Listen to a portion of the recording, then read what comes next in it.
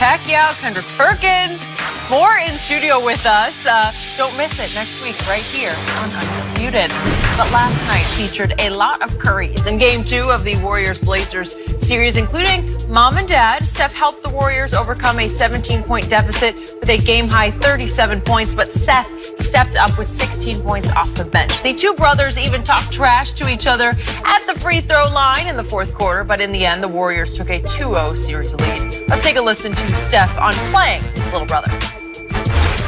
This was like the coolest experience I think I've ever had playing, against him.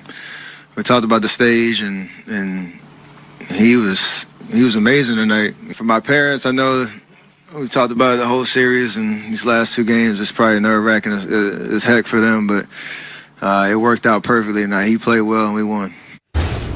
All right, Shannon, has Seth been helped or hurt by having Seth as an older brother? I really think it's been a combo. I think he might have gotten the look because if his last name was Williams at 6 foot tall, I don't really know how much of a look he's going to get. I don't know. But when you look at it, it's like, okay, his dad played in the NBA, his brother played in the NBA. There's got to be some genes in there somewhere. I mean, he got to be able to shoot halfway decent, Skip, even though he's a little on the smallish side. Yep. But it's been a curse because, like I said, the comparisons start. Yeah, he can do, but he ain't Steph. Yeah, he can do, but he's not Steph. So, and if Steph was just, okay, a good player, no problem.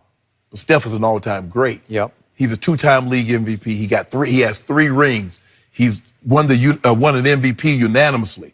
So that's the comparison. I think the thing for having gone through this myself is that I always embraced that I had an older brother that was good. And he never, living in this shadow, I got that all my life, Skip. You're not as good as your brother. You can't run as fast as your brother. You can't do that like Sterling. Okay, fine. You still get called Sterling, right? Everybody called me that. Hey, Sterling. Yeah. I say you're loud and wrong. But so I can understand. But Seth I think he's embraced it. I don't think he's like, man, I'm never gonna be able to be my big brother. I'm never gonna be able to grow up out of his shadow, because he's not.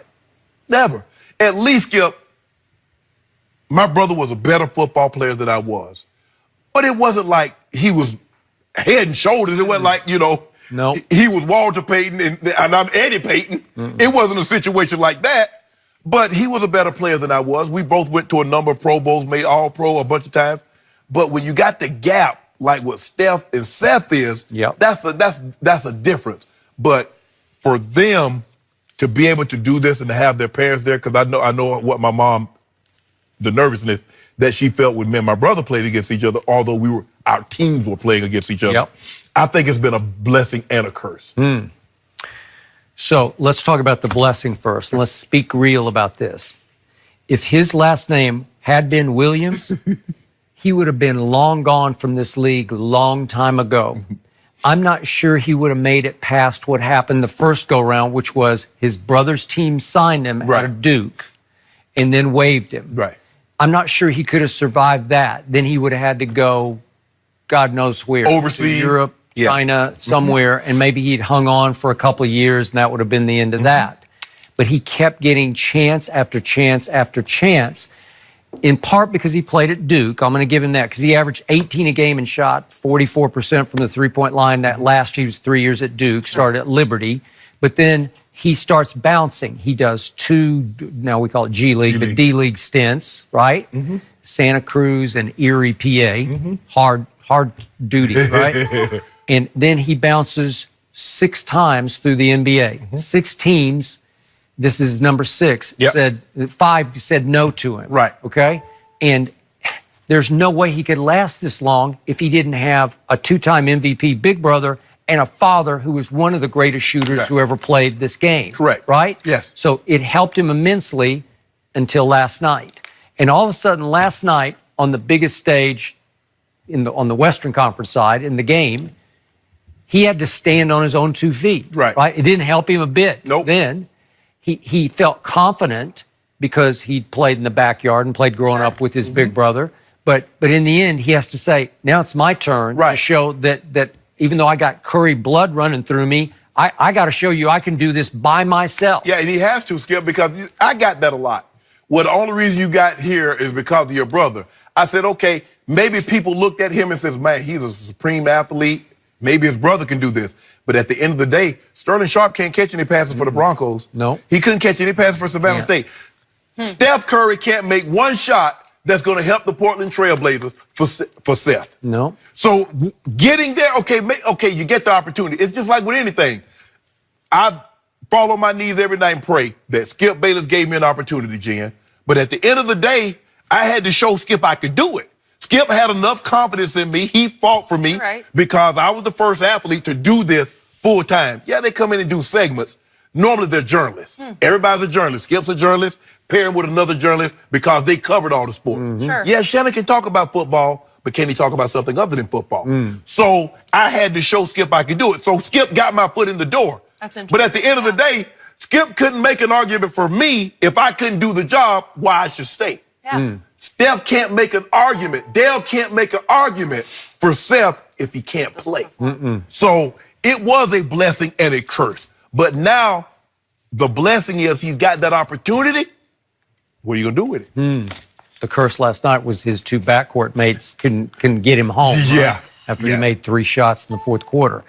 But let's look at your situation. When you get drafted in the 7th round and you go to Denver and that camp is packed, I don't know how many free agents were there, 100 or whatever. Well, back then they had cut it down. It was, I think we took 80 to camp, 80 or 90, something like that. So it's hard. Yes. You have to rise above this quickly. Yes. You're going to have to do something in early camp practices to say, hey. What you hear the whispers. That's Sterling Sharp's little brother. Okay, there you go. Yeah?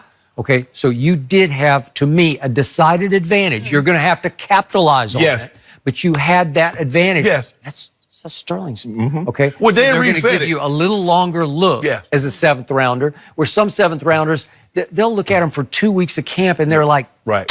Well, Dan said it. Dan said, look, we had scouted his brother. We saw what his brother had done, and there has to be something in there. He said, when we looked at him, he's like, okay, yeah, he's raw. He put up big numbers, but who did he do it against? Okay. Now, your mindset. You set foot for the first time on a training camp field for the Denver Broncos. In your heart of hearts, back of your mind, you're thinking, my brother does this. Yes. I know my brother. Yes. I grew up with my brother. If he can do what he's doing, I can do this. Yeah. And a lot of kids don't step on the field with that kind of deep confidence. Right. It's like a blood confidence. For me, Skip, every number, like in high school, whatever number he had, I got. Okay. He was number 3, I got number 3. He went to college and got number 2, I wore number 2. Okay. So I was not running away from who and what he was, because I was fully aware. And he didn't run away from you either. No, man, Skip, we would go to the state track meet. The state track meet would fall in May. My brother would leave the University of South Carolina and come and says, okay, what are we going to do today? Yep. Okay, this is what I think we should do.